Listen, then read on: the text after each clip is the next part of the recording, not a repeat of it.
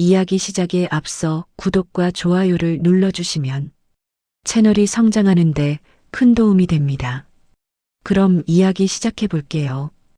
그날의 일은 지금도 말하기가 쉽지 않습니다. 입술이 바짝 마르고 오래된 상처를 다시 들춰내는 듯한 기분이 들거든요. 저는 올해 65 이혼한 뒤 홀로 산 지도 벌써 6년이 흘렀습니다. 사람들은 저를 보며 말합니다. 편하게 사시네요. 아이들도 장성했고 먹고 사는 걱정도 없으니. 겉으로는 그렇습니다. 텃밭에 상추와 고추가 잘 자라고 주말이면 아들 내외와 손주들이 내려와 웃음이 가득 차기도 하죠. 하지만 밤이 되면 달라집니다. 전등을 끄고 누우면 집안의 고요가 너무 또렷하게 들려옵니다. 창밖 바람소리, 혼자 씻어둔 그릇 몇 개, 아무도 없는 식탁? 그 사소한 것들이 가슴을 서늘하게 만듭니다. 나이 들면 외로움도 욕망도 덜할 줄 알았습니다. 그런데 아니었어요. 오히려 더 선명해졌습니다. 그러던 어느 봄날, 허리를 삐끗해 꼼짝도 못하고 누워있던 그날, 아들이 전화로 말했습니다. 아버지, 수진이가 내려갈게요. 며느리가 혼자 시골까지 내려온다는 말에 미안함과 함께 가슴 깊은 곳에서 어떤 따뜻함이 조용히 피어올랐습니다. 그리고 그로부터 며칠 뒤 한밤중에 문이 스르륵 열렸습니다. 문틈으로 보인 사람은 바로 제 며느리였습니다.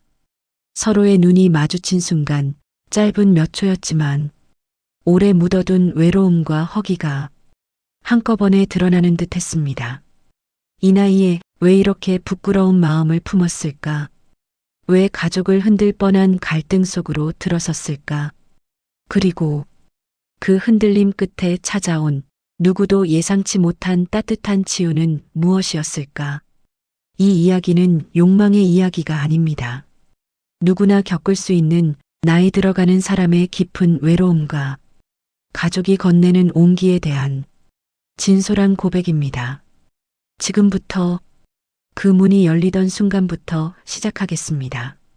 저는 올해 65이 되었습니다.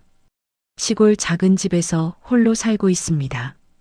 이혼한 지도 벌써 6년이 흘렀네요. 마을 사람들을 만나면 편하게 사시네요 라고 말합니다. 아이들도 모두 장성해서 각자 가정을 꾸렸고 먹고 사는 걱정도 크지 않으니까요. 겉보기에는 바람 한 점 없는 평화로운 노후처럼 보이죠. 하지만 사람 마음이라는 게 그렇습니다. 밖에서 보면 멀쩡해 보여도 속으로는 늘 조용한 빈집 같은 때가 많아요. 아침에 눈을 뜨면 가장 먼저 창밖을 봅니다. 텃밭에 심은 상추와 고추가 햇살을 받으며 반짝입니다. 커피 포트를 올리고 끓는 소리를 듣는 동안 집안에서 제 숨소리가 가장 크게 들립니다. 부엌으로 가서 전날 저녁에 씻어둔 그릇 몇 개를 닦아놓습니다. 식탁은 언제나 한 사람 목만 차려집니다. 밥 한 공기, 국 한 그릇, 반찬 두어 가지. 천천히 먹으며 창밖 풍경을 바라보는데 문득 가슴이 서늘해집니다. 오늘도 이렇게 혼자구나. 그런 생각이 스르륵 스며들죠. 낮에는 텃밭으로 나갑니다. 허리를 구부리고 잡초를 뽑으면 땀이 등줄기를 타고 흘러내립니다. 상추 잎을 만지면 싱그러운 냄새가 손끝에 묻습니다. 고추가 주렁주렁 열리면 괜히 웃음이 나옵니다. 잘 자랐구나. 중얼거리며 사진을 찍어 아이들에게 보냅니다. 곧 답장이 옵니다. 와, 아버지 대단하세요. 그런 문자를 보면 마음이 잠시 따뜻해지죠. 하지만 텃밭 일을 마치고 집으로 돌아오면 다시 정막이 내려앉습니다. 문을 열자마자 느껴지는 찬 기운. 신발을 벗으며 고생하셨습니다라고 말해줄 사람이 없으니까요. 저는 원래 말이 많지 않은 사람입니다. 젊었을 때도 조용한 편이었죠. 회사에서 일할 때는 동료들과 술 한잔 기울이며 웃곤 했지만 집에 오면 말이 줄었습니다. 아내와도 대화가 점점 짧아졌어요. 밥 먹었어? 응. 오늘 어땠어? 그냥. 그런 식이었죠. 아이들이 어렸을 때는 손주들 소리가 집안을 채워줬는데 커가면서 하나둘 떠났습니다. 큰아들 내외는 서울에서 살고 딸은 더 멀리 미국으로 갔어요. 주말이면 큰아들 가족이 내려오는데 그때가 제일 기다려집니다. 차 소리가 들리면 마당으로 나갑니다. 손주들이 할아버지 하며 달려오면 안아주고 며느리가 짐을 내리며 웃습니다. 아버님, 안녕하세요. 그 밝은 목소리에 집안 공기가 환해집니다. 식탁에 둘러앉아 밥을 먹으면 웃음이 끊이지 않아요. 손주들이 장난치고 아들이 일 이야기를 하고 며느리가 집안 소식을 전합니다. 그 순간만큼은 외로움이 싹 가십니다. 그런데 일요일 저녁이 되면 다시 차에 짐을 싣습니다. 손주들이 창문 너머로 손을 흔들며 다음 주에 또 올게요 하면 저도 마당 끝에서 손을 흔듭니다. 차가 멀어지면 집 안으로 들어오는데 방금 전까지 떠들썩하던 거실이 순식간에 조용해집니다. 그 변화가 너무 빨라서 가슴이 철렁 내려앉아요. 불을 끄고 침실로 갑니다. 이불을 펴고 누우면 천장을 바라봅니다. 창문 너머로 달빛이 스며들고 바람 소리가 은은하게 들립니다. 한숨이 길게 새어나옵니다.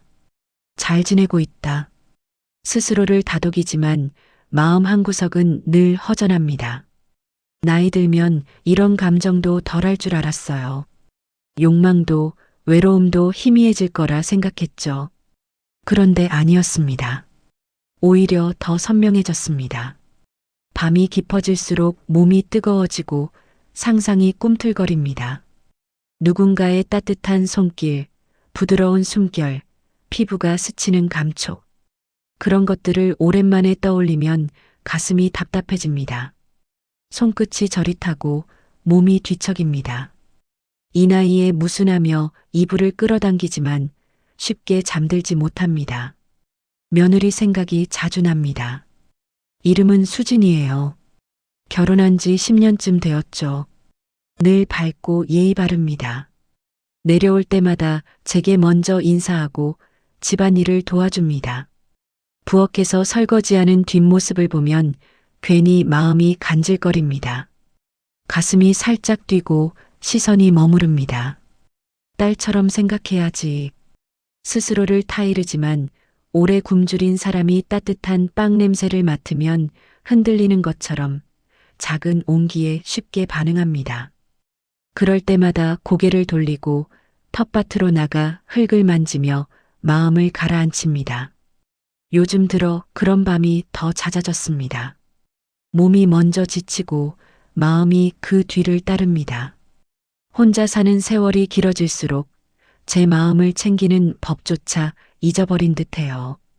그러던 어느 봄날 모든 게 달라질 뻔한 일이 시작되었습니다. 허리를 삐끗해서 꼼짝 못하고 누워있던 그날 아들이 전화로 말했습니다. 아버지, 수진이가 내려갈게요. 그 말에 미안함과 함께 가슴 깊은 곳에서 어떤 기대가 조용히 피어올랐습니다. 오래 묵은 외로움에 스며드는 따뜻한 손끝 같은 느낌이었죠.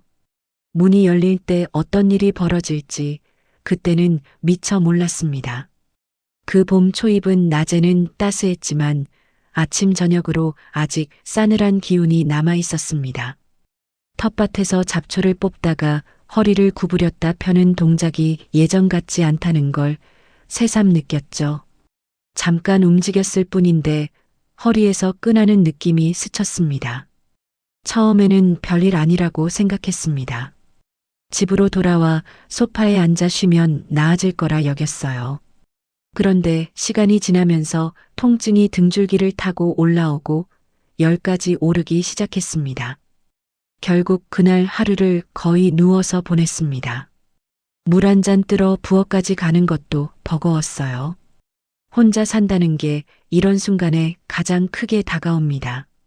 누구 하나 부축해 줄 사람도 괜찮으세요? 하고 물어보는 목소리도 없으니까요. 이불을 끌어당기며 누워 천장을 바라보았습니다. 창밖으로는 바람이 나뭇가지를 흔들고 새소리가 간간히 들려왔습니다. 몸이 아픈데도 마음이 더 아팠습니다. 이 나이에 이렇게 누워 있으니 참 초라하구나. 그런 생각이 들었어요. 버티다 못해 큰아들에게 전화를 걸었습니다. 아버지, 왜 목소리가 그러세요? 허리가 좀 아파서 누워 있어. 아들은 잠시 침묵하더니 걱정스러운 목소리로 말했습니다. 지금 당장 내려갈게요. 아니야, 회사 일 바쁠 텐데. 괜찮아, 그냥 쉬면 돼. 하지만 아들은 단호했습니다. 아버지, 수진이가 가고 싶어 해요. 제가 대신 보내겠습니다. 수진이, 며느리 이름이 나오자 가슴이 살짝 뛰었습니다. 미안함과 함께 아주 작은 따뜻함이 피어올랐어요. 굳이 오지 말아라고 말렸지만 아들은 이미 결정을 내린 듯 했습니다. 수진이가 혼자 내려갈게요. 아버지, 약 잘 챙겨 드시고 기다리세요. 전화를 끊고 나서 한참을 누워 있었습니다. 며느리가 시골까지 혼자 내려온다는 게 부담스러웠습니다. 그런데도 마음 한구석에서 어떤 기대가 조용히 자라났어요. 오래된 외로움에 스며드는 손끝 같은 느낌이었죠. 괜한 생각하지 마라. 아들 며느리다. 스스로를 다그치며 눈을 감았습니다. 그날 밤은 통증 때문에 제대로 잠들지 못했습니다. 다음 날 아침 인터폰 벨소리에 심장이 쿵 내려앉았습니다. 화면에 수진이 얼굴이 밝게 떠 있었습니다. 평소처럼 웃고 있었는데 그 미소가 이상하게 제 마음 깊은 곳을 건드렸어요. 문을 열자 한 손에 큰 가방을 들고 서 있었습니다. 봄바람에 머리카락이 살짝 흩날리고 뺨이 발그레했습니다. 아버님, 안녕하세요.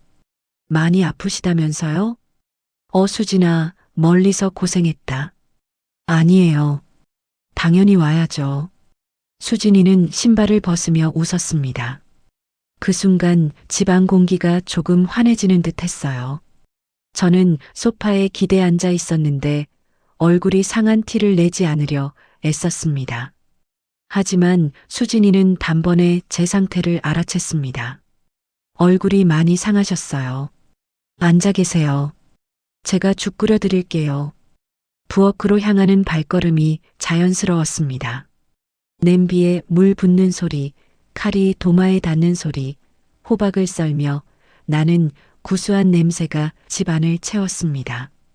오랜만에 누군가의 손길이 느껴지는 부엌이었어요. 저는 소파에 앉아 그 소리에 귀를 기울였습니다. 수진이의 움직임이 어찌나 능숙한지 괜히 마음이 편해졌습니다. 죽이 완성되자 수진이가 숟가락을 들고 다가왔습니다. 아버님, 천천히 드세요. 뜨거워요. 한 숟가락 떠먹는데 따뜻한 온기가 목을 타고 내려갔습니다. 오랜만에 누군가 제게 만들어준 음식이었어요. 수진이는 물컵을 가까이 가져다 놓으며 조용히 지켜보았습니다. 그 작은 배려가 왜 그렇게 마음에 깊게 닿았는지 모릅니다. 고맙다, 수진아. 아버님, 이런 건 아무것도 아니에요.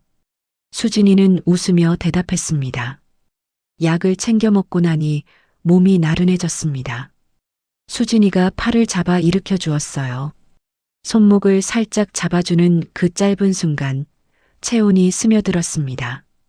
오랜만에 느껴보는 사람의 온기였죠. 가슴이 살짝 떨렸습니다. 그만해라. 정신 차려라. 속으로 다그쳤지만 마음 한구석이 이상하게 흔들렸습니다. 그날 밤 집안은 이전과 달랐습니다. 거실 소파에 수진이의 이불이 펴져 있고 부엌에는 가지런히 정리된 그릇이 놓여 있었습니다. 은은한 샴푸 향이 공기에 스며들었어요. 저는 문지방에 앉아 숨을 골랐습니다.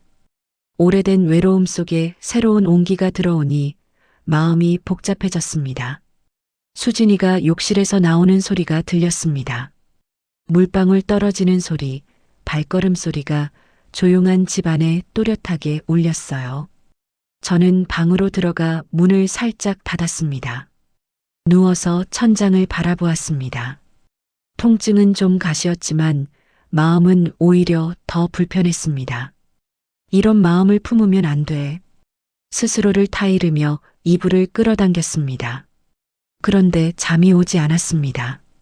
옆방에서 들리는 작은 기척, 수진이가 뒤척이는 소리가 귀에 들어왔습니다. 그 소리가 왜 그렇게 크게 느껴졌는지 모르겠습니다. 다음 날 아침 문고리를 잡는 손이 머뭇거렸습니다. 어젯밤의 따뜻함이 떠오르자 얼굴이 달아올랐어요. 식탁에는 따뜻한 미역국과 김치, 멸치볶음이 놓여 있었습니다. 수진이는 평소처럼 밝게 인사했습니다. 아버님, 일어나셨네요. 어서 드세요. 하지만 그 미소 뒤에 미세한 떨림이 보였습니다. 저도 어색함을 숨기려 국물만 들이켰습니다. 수저 부딪히는 소리만 조용히 울렸어요. 결국 제가 먼저 입을 열었습니다. 수진아, 어제 고맙다. 덕분에 많이 나아졌어. 아버님, 괜찮아요. 더 계셔도 돼요. 수진이는 고개를 저으며 웃었습니다. 그런데 그 눈빛이 평소와 조금 달랐습니다. 저는 시선을 피하며 밥을 먹었습니다. 식사가 끝나고 수진이가 설거지를 시작했습니다. 저는 거실에 앉아 TV를 켰지만 화면이 눈에 들어오지 않았습니다. 오후에 수진이가 부엌에서 물었습니다. 아버님, 혼자 사실 때 많이 외푸세요? 갑자기 던져진 질문에 대답이 쉽게 나오지 않았습니다. 있는 그대로 말하면 눈물이 날 것 같았어요. 결국 짧게 고개만 끄덕였습니다. 수진이는 제 표정을 잠시 바라보더니 조용히 말했습니다. 저도 가끔 그래요. 그 말에 가슴이 뜨끔했습니다. 수진이도 외로움을 안고 사는지 몰랐습니다. 그 사실이 저를 더 조심스럽게 만들었어요. 우리는 서로를 마주보지 못하고 시선은 식탁과 부엌 사이를 맴돌았습니다. 저녁이 되자 수진이가 돌아갈 채비를 했습니다. 가방을 들고 신발을 신으며 말했습니다. 아버님, 오늘은 좀 어떠세요? 덕분에 많이 편했다. 고맙다. 수진이는 문 앞에서 잠시 멈추더니 낮은 목소리로 말했습니다. 아버님, 너무 마음 혼자 안 하셨으면 좋겠어요. 그 말이 왜 그렇게 따뜻하게 들렸는지, 동시에 왜 가슴을 아프게 했는지 모릅니다. 수진이가 문을 나서는 모습을 오래 바라보았습니다. 집 안으로 돌아오니 다시 고요가 내려앉았습니다. 그런데 그 고요가 예전과 달랐습니다. 수진이가 머물렀던 흔적이 곳곳에 남아 있었어요. 그날 이후 고민이 깊어졌습니다. 외로움을 채우려는 마음이 잘못된 방향으로 가지 않도록 더 조심해야 한다는 생각이 들었습니다. 이제는 제 마음을 제대로 챙겨야 해. 새 결심을 했습니다. 혼자 있는 시간을 피하지 않고 정면으로 마주하기로요. 그 결심이 다음에 어떤 변화를 가져올지 그때는 아직 몰랐습니다. 수진이가 떠난 뒤 며칠이 지났습니다. 허리 통증은 많이 가라앉았지만 마음은 오히려 더 무거워졌어요. 집안 곳곳에 그녀가 머물렀던 흔적이 남아 있었습니다. 소파에 접어둔 이불, 부엌 선반에 가지런히 놓인 그릇, 창가에 말없이 피어있는 작은 화분까지 그 모든 게 제 시선을 끌었습니다. 혼자 밥을 먹을 때면 수진이가 끓여준 죽 맛이 떠올라 숟가락이 느려집니다. 텃밭에 나가 흙을 만지며 마음을 가라앉히려 했지만 바람이 불 때마다 그녀의 샴푸 향이 코끝을 스치는 듯 했어요. 주말이 되자 아들 내외와 손주들이 내려왔습니다. 차 소리가 들리자 평소처럼 마당으로 나갔습니다. 손주들이 달려오며 할아버지 하고 안기고 아들이 짐을 내리는 동안 수진이가 인사했습니다. 아버님, 안녕하세요. 요즘 어떠세요? 허리는 많이 나았어. 고맙다. 수진이는 밝게 웃었지만 그 미소 속에 아주 작은 그림자가 스치는 듯 했어요. 저도 무심한 척 고개를 끄덕였습니다. 식탁에 둘러앉아 밥을 먹고 손주들과 마당에서 놀았습니다. 웃음소리가 집안을 채우니 잠시 잊을 수 있었습니다. 그런데 저녁이 되자 아들이 피곤한 기색으로 먼저 방에 들어갔습니다. 손주들도 엄마 따라 잠자리에 들었어요. 거실에 저와 수진이만 남았습니다. 수진이는 부엌으로 가서 설거지를 시작했습니다. 저는 TV를 켜놓고 앉아 있었지만 화면이 눈에 들어오지 않았습니다. 부엌에서 들리는 물소리, 그릇 부딪히는 소리가 유난히 크게 들렸어요. 괜히 자리에서 일어나 부엌 쪽으로 천천히 걸어갔습니다. 문설주에 기대서서 수진이의 뒷모습을 바라보았습니다. 등은 곱고 소매를 걷어올린 팔이 움직일 때마다 부드러운 선이 드러났습니다. 수진이가 물을 잠그고 고개를 살짝 돌렸습니다. 아버님, 설거지 끝났어요. 커피 드릴까요? 아니, 괜찮아. 목소리가 조금 갈라졌습니다.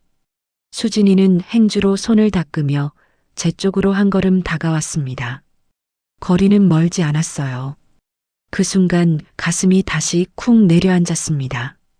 수진이의 눈빛이 평소와 달랐습니다. 조용히 제 마음을 들여다보는 듯 했어요. 아버님, 요즘 표정이 좀 힘들어 보이세요. 그 말에 대답이 쉽게 나오지 않았습니다. 한참 만에 입을 열었습니다. 수진아, 너도 외로울 때 있지? 수진이는 잠시 고개를 숙였다가 다시 올렸습니다. 눈가에 아주 작은 물기가 맺힌 듯 했어요. 네, 가끔요. 서울에서 바쁘게 지내지만 밤에 혼자 있으면 마음이 허전할 때가 있어요. 그 말이 제 가슴을 찔렀습니다. 수진이도 저처럼 외로움을 안고 산다는 사실이 새삼스러웠어요. 우리는 서로를 마주 보았습니다. 말은 없었지만 공기 속에 많은 이야기가 오갔습니다. 저는 한 걸음 앞으로 나서려다 멈췄습니다. 안 돼. 머릿속에 그 말이 울렸어요. 수진아, 우리 이건 안 되는 일이야. 목소리가 떨렸습니다. 수진이는 고개를 끄덕였습니다. 알아요, 아버님. 저도 알아요. 그래서 더 힘들어요. 그 말에 제 마음이 무너질 뻔했습니다. 수진이의 눈에 비친 외로움이 제 외로움과 맞닿아 있었습니다. 우리는 가까이 서 있었지만 손 하나 까딱하지 않았습니다. 부엌 불빛이 우리 사이를 조용히 비추고 있었어요. 숨소리만 들릴 뿐 아무도 먼저 움직이지 않았습니다. 한참 후 수진이가 먼저 뒤로 물러났습니다. 늦었어요. 아버님도 쉬세요. 그래, 너도. 수진이는 거실 소파로 가 이불을 펴고 누웠습니다. 저는 방으로 들어와 문을 닫았습니다. 누워서 천장을 바라보았습니다. 가슴이 답답했습니다. 어떻게 이런 마음이 들었을까? 스스로를 책망했습니다. 며느리인데, 아들 며느리인데. 그 사실이 더 무거웠어요. 잠이 오지 않아 뒤척이다 새벽까지 눈을 뜨고 있었습니다. 다음 날 아침 식탁 분위기는 어색했습니다. 아들은 아무것도 모르고 신문을 보았고 손주들은 떠들썩했습니다. 수진이는 평소처럼 밝게 웃으며 밥을 차렸지만 제게 시선을 주지 않았습니다. 저도 눈을 피했습니다. 식사가 끝나고 가족이 떠날 채비를 했습니다. 차에 짐을 싣는 동안 저는 마당에 서 있었습니다. 수진이가 마지막으로 인사했습니다. 아버님, 다음에 또 뵐게요. 몸조리 잘하세요. 그래, 조심해서 가라. 차가 멀어지자 집 안으로 들어왔습니다. 거실에 앉아 한참을 멍하니 있었습니다. 마음이 무겁고 혼란스러웠어요. 이 나이에 무슨 짓을 하려 했나? 부끄러움이 밀려왔습니다. 동시에 수진이의 외로움도 떠올라 가슴이 아팠습니다.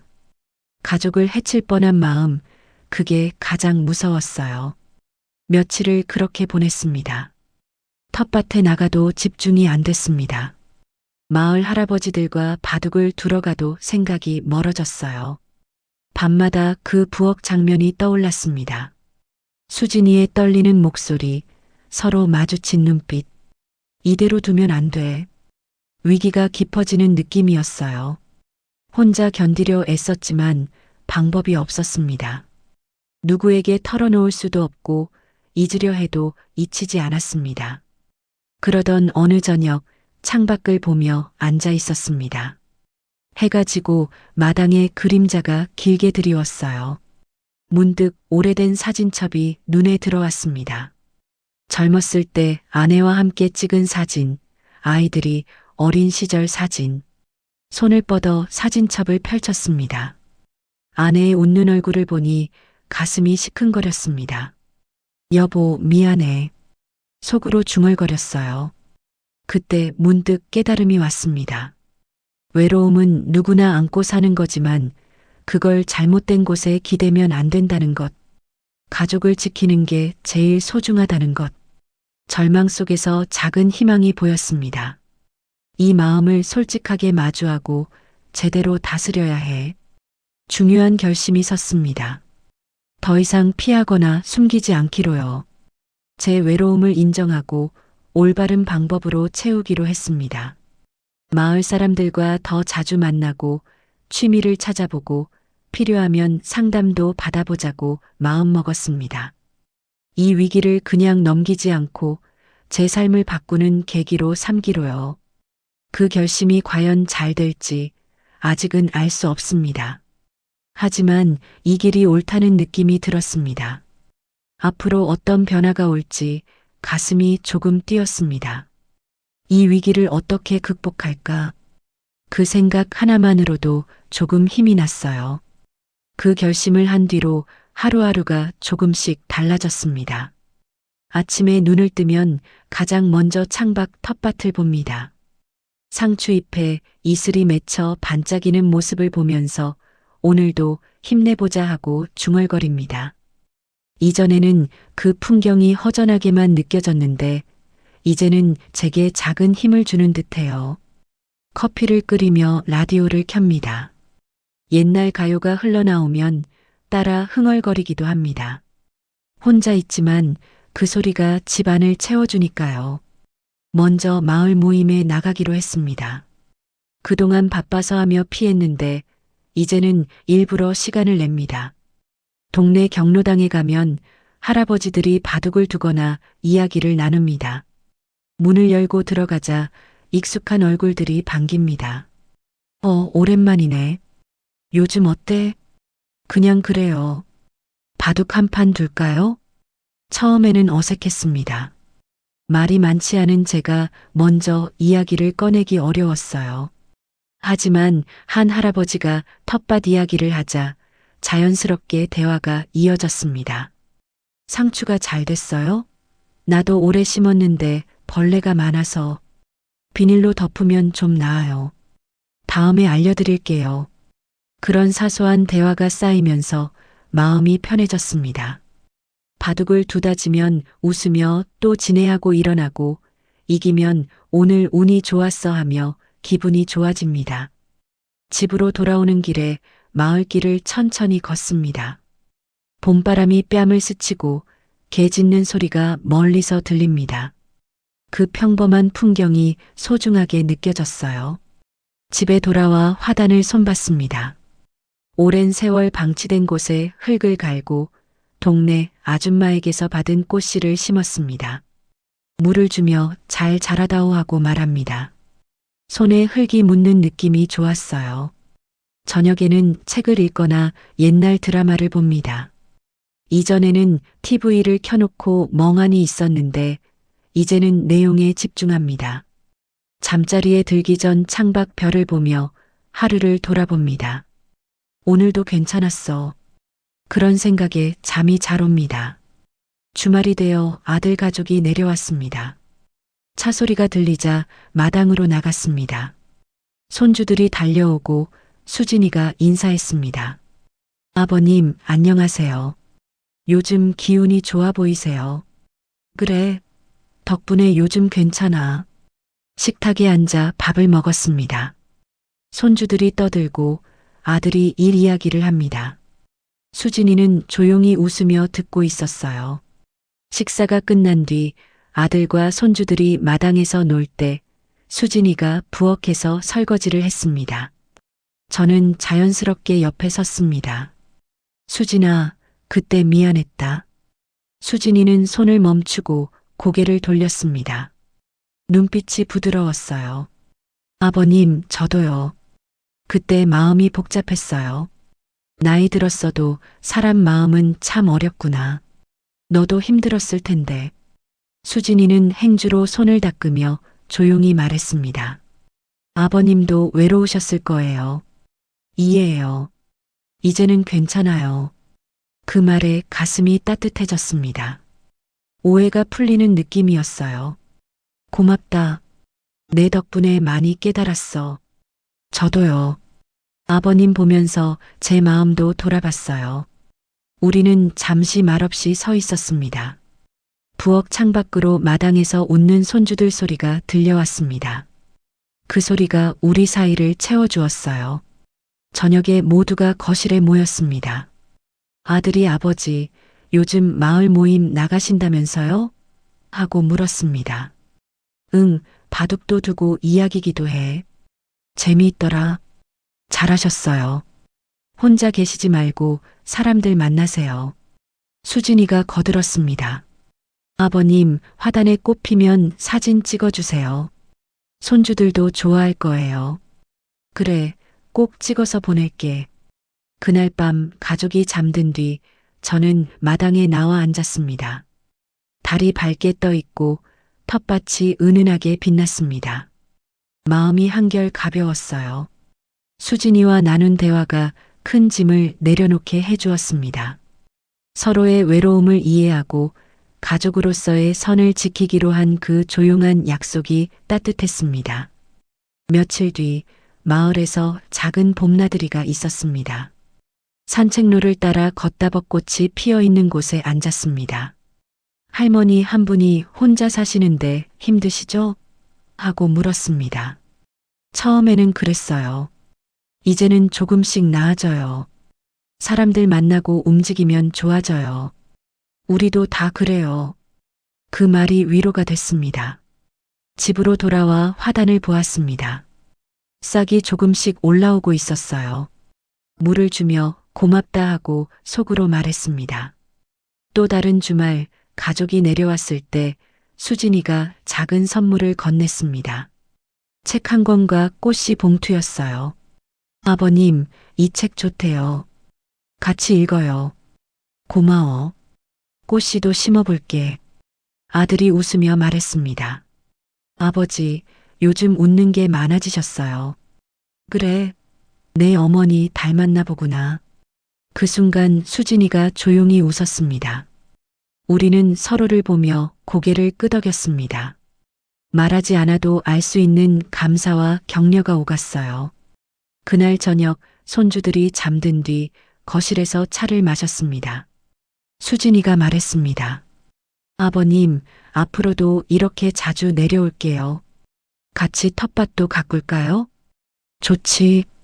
너희가 오면 내가 제일 기다려. 아들이 거들었습니다. 저도 휴가 내면 더 오래 있을게요. 그 대화가 마음에 깊이 남았습니다. 가족의 온기가 다시 제 일상을 채워주었어요. 시간이 흘러 화단에 꽃이 피기 시작했습니다.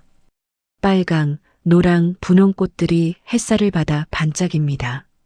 사진을 찍어 가족 단체 채팅에 올렸습니다. 곧 답장이 왔습니다. 와, 예쁘다. 할아버지 최고. 아버님 대단하세요. 그 메시지를 보며 웃었습니다.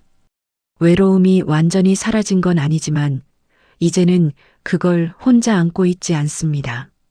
사람들과 나누고 가족과 함께하고 제 마음을 돌보는 법을 조금씩 배우고 있어요. 이제 지방 고요가 무섭지 않습니다. 그 속에서 제 숨소리와 함께 꽃향기, 라디오 소리, 멀리서 들리는 개 짖는 소리가 어우러집니다. 그 모든 게 제 삶을 채워주고 있어요. 앞으로 어떤 날들이 올지 기대가 됩니다. 꽃이 더 피고 손주들이 더 크고 가족이 함께 웃는 날들이 많아질 테니까요. 그 따뜻한 미래를 생각하면 가슴이 벅차옵니다. 이 조용한 치유가 계속되길 진심으로 바랍니다. 시간이 흘러 여름이 왔습니다. 화단에 심은 꽃들이 제법 무성해졌어요. 빨강과 노랑, 분홍 꽃들이 햇살을 받아 반짝입니다. 아침마다 물을 주며 잎을 만지작거립니다. 손끝에 전해지는 싱그러운 기운이 마음을 맑게 해줍니다. 텃밭의 상추와 고추도 무럭무럭 자라 주렁주렁 열렸습니다. 마을 어르신들과 나눠 먹을 만큼 풍성해졌어요. 경로당에 가져가면 이게 내가 키운 거냐? 하며 좋아합니다. 그 말 한마디에 하루가 밝아집니다. 마을 모임에도 이제 빠지지 않고 나갑니다. 바둑을 두거나 산책을 하고 가끔은 함께 시장에 가서 장을 봅니다. 할머니 한 분이 혼자 사는 게 많이 나아졌네 하고 웃습니다. 저도 웃으며 대답합니다. 사람들 만나니 좋더라고요. 집으로 돌아오면 라디오를 켜고 책을 읽습니다.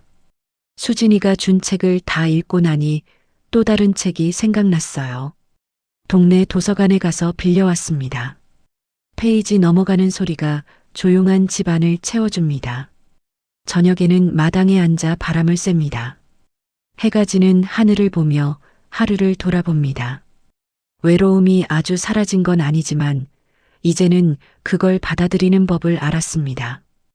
혼자 있는 시간이 무섭지 않아요. 오히려 제 마음을 들여다보는 소중한 때가 되었습니다.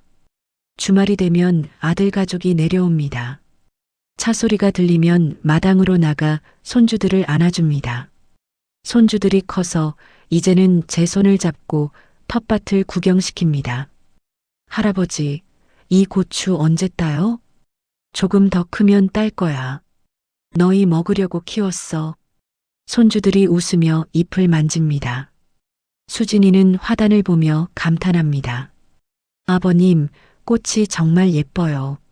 사진보다 실물이 더 좋네요. 내가 준 씨앗 덕분이야. 아들은 텃밭을 둘러보며 말합니다. 아버지, 요즘 정말 건강해 보이세요. 운동도 하고 사람도 만나니 기운이 나지. 식탁에 앉으면 웃음이 끊이지 않습니다. 수진이가 차린 밥상이 풍성합니다. 손주들이 장난치고 아들이 일 이야기를 합니다. 저는 조용히 듣다가 한마디 거들어요. 그 평범한 순간이 가장 소중합니다. 어느 여름 저녁 식사가 끝난 뒤 모두 마당에 나왔습니다. 손주들은 개구리 잡겠다고 뛰어다니고 아들은 그 뒤를 따라갑니다. 저와 수진이는 화단 옆 벤치에 앉았습니다. 바람이 시원하게 불어왔어요. 수진이가 먼저 입을 열었습니다. 아버님, 그때 정말 힘드셨죠? 저는 잠시 하늘을 보다가 대답했습니다. 응, 많이 힘들었어. 내가 아니었다면 더 헤맸을 거야. 수진이는 고개를 숙였다가 다시 올렸습니다. 눈빛이 맑았어요. 저도 그랬어요. 아버님 덕분에 제 마음도 정리됐어요. 외로움을 숨기지 않고 마주하는 게 중요하다는 걸 알았어요. 미안했다. 가족인데 그런 마음을 품어서. 수진이는 고개를 저었습니다. 아버님, 사과하지 마세요. 사람 마음이 원래 그렇잖아요. 중요한 건 그걸 넘어서 여기까지 왔다는 거예요. 그 말에 가슴이 따뜻해졌습니다. 저는 조용히 손을 내밀어 수진이의 손등을 살짝 덮었습니다. 딸에게 하듯 자연스러운 동작이었어요. 고맙다, 수진아. 내가 내 딸 같아. 수진이는 웃으며 대답했습니다. 저도 아버님이 진짜 아버지 같아요. 앞으로도 많이 내려올게요. 그때 아들이 다가왔습니다. 뭐 속삭이세요? 비밀 이야기야. 우리는 함께 웃었습니다. 손주들이 달려와 제 무릎에 앉았습니다. 밤하늘이 별로 가득 찼어요. 그 순간이 영원히 계속됐으면 좋겠다는 생각이 들었습니다. 가을이 오니 화단꽃이 지고 대신 국화가 피었습니다. 마을에서 작은 축제가 열렸습니다. 경로당 어르신들과 함께 무대에 올라 노래를 불렀어요. 옛날 트로트 한 곡을 부르니 박수가 터졌습니다. 집으로 돌아오는 길에 목소리가 아직 좋네 하는 말이 따라왔습니다. 그날 저녁 가족에게 영상을 보냈습니다. 곧 답장이 왔어요. 할아버지 최고. 아버님 멋져요. 그 메시지를 보며 혼자 웃었습니다. 겨울이 가까워지자 난로를 피웠습니다. 따뜻한 불길을 보며 차를 마십니다.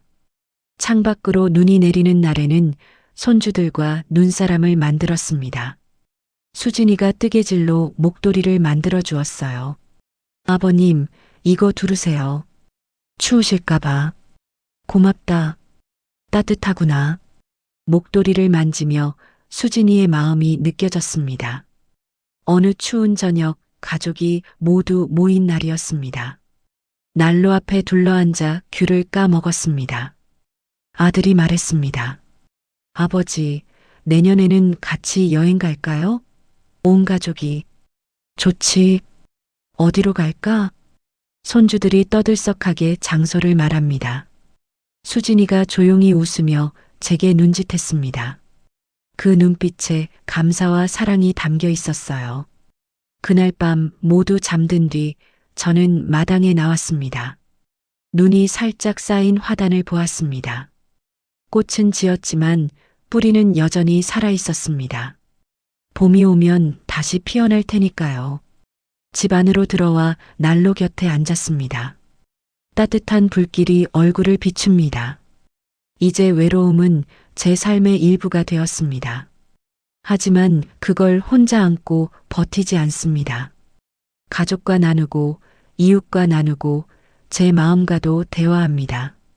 그 과정에서 많이 배웠어요. 나이 들어도 사람은 성장한다는 것.